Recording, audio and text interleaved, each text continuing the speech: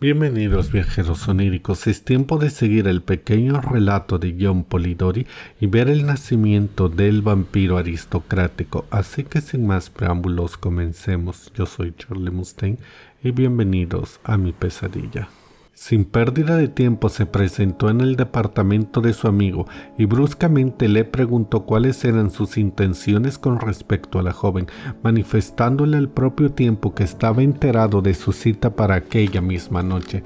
Lord Ruthven confesó que sus intenciones eran las que podían suponerse en semejante menester, y al ser interrogado respecto a si pensaba casarse con la muchacha, se echó a reír. Aubrey se marchó e inmediatamente redactó una nota alegando que desde aquel momento renunciaba a acompañar a Lord Ruthven durante el resto del viaje. Luego le pidió a su sirviente que buscase otro departamento y fue a visitar a la madre de la joven, a la que informó de cuanto sabía, no solo respecto a su hija, sino también al carácter de Lord Ruthven. La cita quedó cancelada. Al día siguiente, Lord Ruthven se limitó a enviar a su criado con una comunicación en la que se avenía a una completa separación, más sin insinuar que sus planes hubieran quedado arruinados por la intromisión de Aubrey. Tras salir de Roma, el joven dirigió sus pasos a Grecia y tras cruzar la península llegó a Atenas. Ahí fijó su residencia en casa de un griego y no tardó en hallarse sumamente ocupado en busca de las pruebas de la antigua gran gloria en monumentos que, avergonzados al parecer de ser testigos de las hazañas de los hombres que antes fueron libres para convertirse después en esclavos, se hallaban escondidos debajo del polvo o de intrincados líquenes. Bajo su mismo techo habitaba un ser tan delicado y bello que podía haber sido la modelo de un pintor que deseara llevar a la tela la esperanza prometida a los seguidores de Mahoma en el paraíso, salvo que sus ojos eran demasiado pícaros y vivaces para pretender a un alma y no a un ser vivo. Cuando bailaba en el prado o cotorreaba por el monte, parecía mucho más ágil y veloz que las gacelas y también mucho más grácil. Era, en resumen, el verdadero sueño de Epicurio, el leve paso de Itamen acompañado a menudo a Aubrey en su búsqueda de antigüedad, y a veces la inconsciente joven se empeñaba en la persecución de una mariposa de Cachemira, mostrando la hermosura de sus formas al dejar flotar su túnica el viento bajo la ávida mirada de Aubrey, que así olvidaba las letras que acababa de descifrar en una tablilla medio borrada. A veces sus trenzas relucían los rayos del sol con un brillo sumamente delicado, cambiando rápidamente de matices, pudiendo ello haber sido la excusa del olvido del joven anticuario que dejaba huir de su mente el objeto que antes había creído de capital importancia para la debida interpretación de un pasaje de Prusinas. Pero ¿por qué intentar descubrir unos encantos que todo el mundo veía mas nadie podía apreciar? Era la inocencia, la juventud, la belleza, sin estar aún contaminadas por los atestados salones, por las salas de baile. Anotaba los recuerdos que deseaba conservar en su memoria para el futuro. La muchacha estaba a su alrededor contemplando los mágicos efectos del lápiz que trazaba los paisajes de un solar patrio. Entonces ella le describía las danzas en la pradera, pintándoselas con todos los colores de su juvenil paleta, las pompas matrimoniales entrevistas en su niñez y, refiriéndose a los temas que evidentemente más le habían impresionado, hablaba de los cuentos sobrenaturales de su nodriza. Su afán y la creencia en lo que narraba excitaron el interés de Aubrey. A menudo, cuando ella contaba el cuento del vampiro vivo, que había pasado muchos años entre amigos y sus más queridos parientes alimentándose con la sangre de extrañas doncellas muy hermosas para prolongar su existencia unos meses más, la suya se le helaba a Aubrey en las venas mientras intentaba reírse de aquellas horribles fantasías. Sin embargo, Yante le citaba nombres de ancianos que, Por lo menos habían contado entre sus contemporáneos con un vampiro vivo, habiendo hallado a parientes cercanos y algunos niños marcados con la señal del apetito del monstruo. Cuando la joven Aubrey Kea se mostraba incrédula ante tales relatos, le suplicaba que le creyese, puesto que la gente había observado que aquellos que se atrevían a negar la existencia del vampiro siempre obtenían alguna prueba que, con gran dolor y penosos castigos, les obligaba a reconocer su existencia. Yante le detalló la aparición tradicional de aquellos monstruos y el horror de Aubrey aumentó al escuchar una descripción casi exacta de Lord Ruthven. Pese a ello, persistió en que querer convencer a la joven griega de que sus temores no podían ser debidos a una cosa cierta, si bien al mismo tiempo repasaba en su memoria todas las coincidencias que le habían incitado a creer en los poderes sobrenaturales de Lord Ruthven. Aubrey cada día sintiéndose más ligada al Yante, ya que su inocencia, tan en contraste con las virtudes fingidas de las mujeres entre las que había buscado su idea de romance, había conquistado su corazón. Si bien le parecía ridícula la idea de que un muchacho inglés de buena familia y mejor educación se casara con una mujer griega carente casi de cultura, lo cierto era que cada vez amaba más a la doncella que le acompañaba constantemente. En algunas ocasiones se separaba de ella, decidido a no volver a su lado hasta haber conseguido sus objetivos, pero siempre le resultaba imposible concentrarse en las ruinas que le rodeaban, teniendo constantemente en su mente la imagen de quien lo era todo para él, y ante que no se daba cuenta el amor que por ella experimentaba Aubrey, mostrándose con él la misma chiquilla casi infantil de los primeros días. Siempre, no obstante, se despedía del joven con frecuencia, más que ello servía tan solo a no tener a nadie más con quien visitar sus sitios favoritos.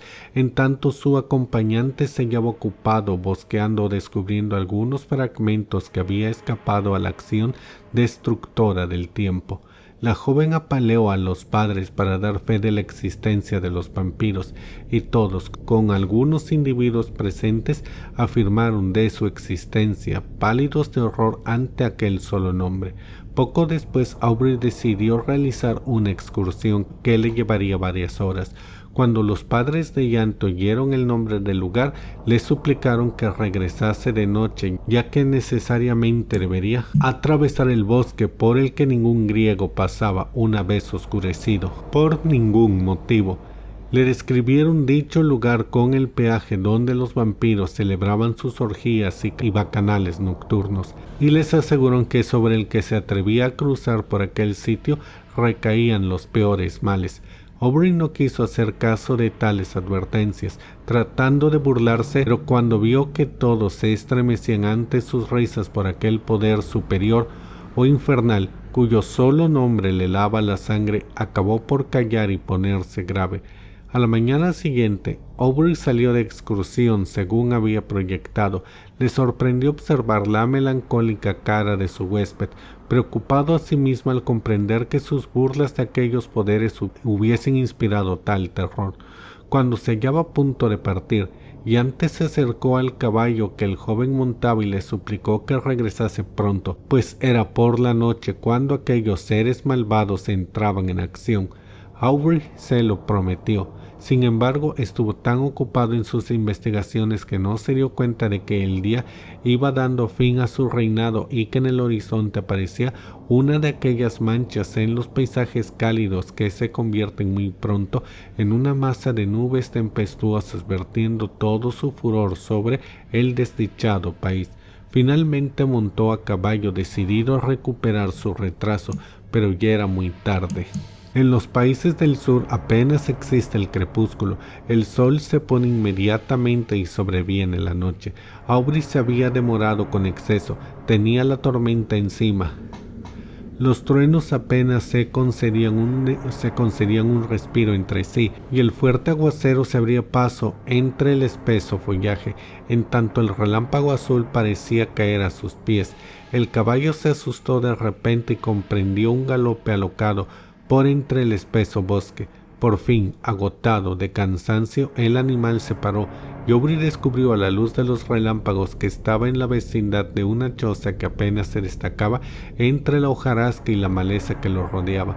Desmontó y se aproximó cojeando con el fin de encontrar a alguien que pudiera llevarlo a la ciudad o al menos obtener asilo contra la furiosa tormenta. Cuando se acercó a la cabaña, los truenos que habían callado un instante le permitieron oír unos gritos femeninos, gritos mezclados con crisoles de burla, todo como un solo sonido. Aubrey quedó turbado, más soliviantado por el trueno que retumbó en aquel momento. Con un súbito esfuerzo empujó la puerta de la choza. No vio más que densas tinieblas, pero el sonido le guió. Aparentemente nadie se había dado cuenta de su presencia, pues aunque llamó, los mismos sonidos continuaron, sin que nadie reparase al parecer en él. No tardó en tropezar con alguien, a quien preso inmediatamente. De pronto, una voz volvió a gritar de manera ahogada y al grito sucedió una carcajada. Aubrey, hallándose al momento asido por una fuerza sobrehumana, decidió vender cara a su vida. Luchó, mas en vano. Fue levantado del suelo y arrojado de nuevo al mismo con una potencia enorme. Luego su enemigo se le echó encima y, arrodillado sobre su pecho, le rodeó la garganta con las manos. De repente, el resplandor de varias antorchas entrevistas por el agujero que hacía las veces de ventana vino en su ayuda.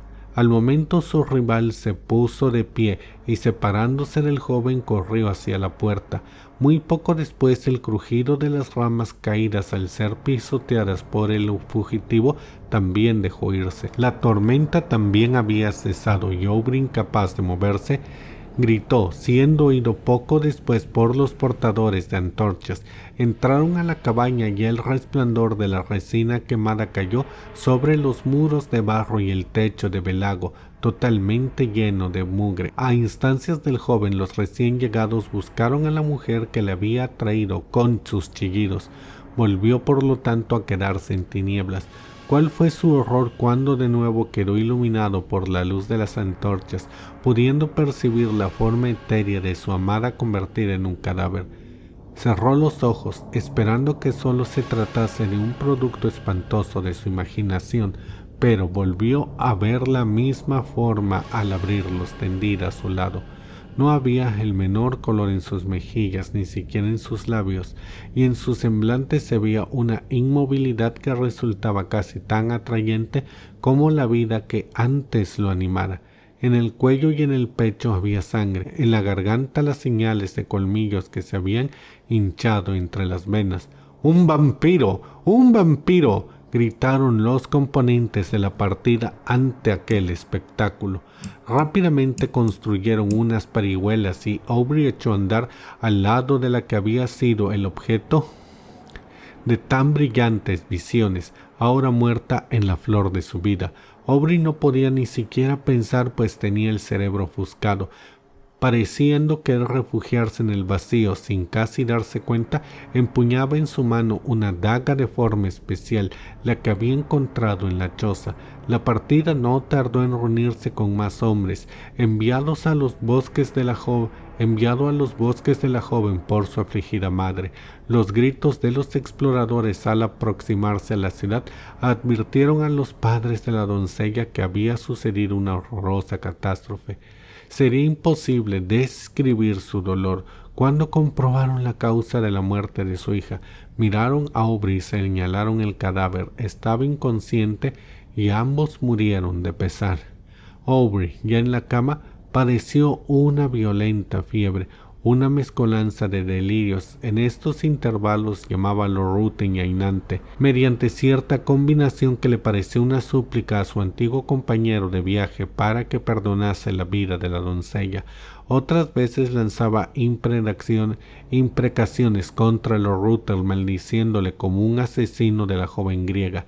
Por casualidad, Lord Ruthven llegó para aquel entonces a Atenas, y cuando se enteró del estado de su amigo, se presentó inmediatamente en su casa y se convirtió en su enfermero particular. Cuando Aubrey se recobró de la fiebre y los delirios, quedándose horrorizado, petrificado ante la imagen de aquel a quien ahora consideraba un vampiro, Lord Ruthven, con sus amables palabras que implican casi cierto arrepentimiento por la causa de muerte que había motivado su separación, y la ansiedad y las intenciones y los cuidados prodigiosos hacia Aubrey hicieron que éste pronto se reconciliara con su presencia.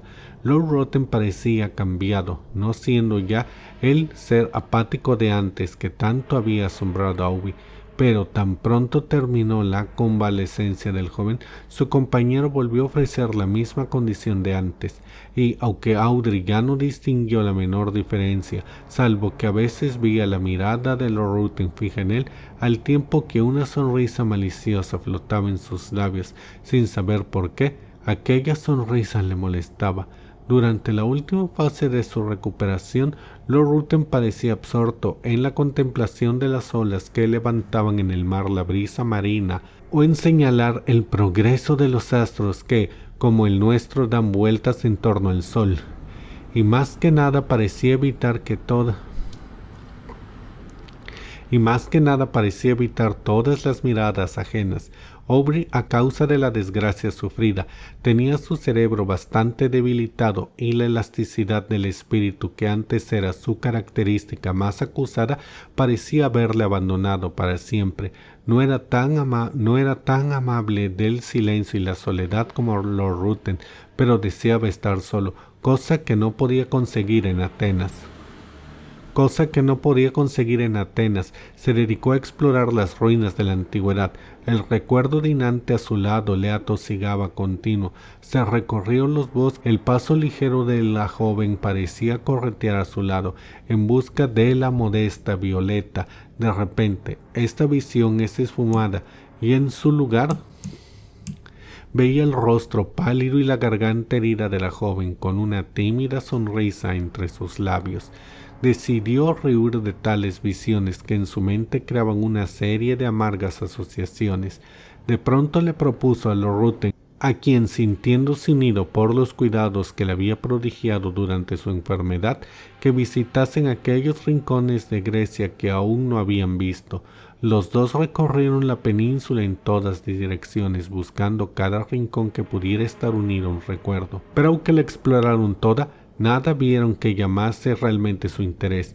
Oían hablar mucho de diversas bandas de ladrones, mas gradualmente fueron olvidándose de ellas, atribuyéndolas a la imaginación popular o a la invención de algunos individuos cuyos intereses consistían en excitar la generosidad de aquellos a quienes fingían proteger de tales peligros. En consecuencia, sin hacer caso de tales advertencias, en cierta ocasión viajaban con muy poca escolta, cuyos componentes más debían servirles de guía que de protección. Al penetrar en un estrecho desfiladero, en el fondo del cual se hallaba el lecho de una torre lleno de grandes masas rocosas despedidas de los altos acantilados que lo fluyeran, tuvieron motivo para arrepentirse de su negligencia. Apenas se habían adentrado un paso tan angosto cuando se vieron sorprendidos por el silbido de las balas que pasaban muy cerca de sus cabezas y las detonaciones de sus armas. Al instante las escoltas le habían abandonado y, resguardándose detrás de las rocas, empezaron todos a disparar contra los atacantes. Lord Ruthven y Aubrey, imitando su ejemplo, se retiraron momentáneamente al amparo de un recodo del desfiladero, avergonzados por asustarse tanto ante un vulgar enemigo, que con los gritos insultantes les conminaban a seguir avanzando, y estando expuestos al mismo tiempo a una matanza segura, si alguno de los ladrones se situaba más arriba de su posición y les atacaba por la espalda, determinaron precisamente al frente en busca del enemigo. Apenas abandonaron el refugio rocoso, Lord Ruthven recibió en el hombro el impacto de una bala que le envió redondo al suelo. Aubrey corrió en su ayuda, sin hacer caso del peligro peligro al que se exponía, mas no tardó en verse rodeado por los malhechores, al tiempo que los componentes de la escolta, al ver herido a Roulotten, levantaron inmediatamente las manos en señal de rendición. Y bueno, viajeros oníricos, eso es todo por ahora.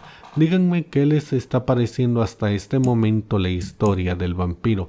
Déjenme todas sus opiniones en la caja de comentarios, y si este video les gustó, den like y compartan. Yo soy Charlie Mustaine, y si llegaron hasta aquí, déjenme un comentario donde digan vampiro, y cuando lo vea le daré un corazoncito. Y recuerda que esta noche te veré en tus pesadillas.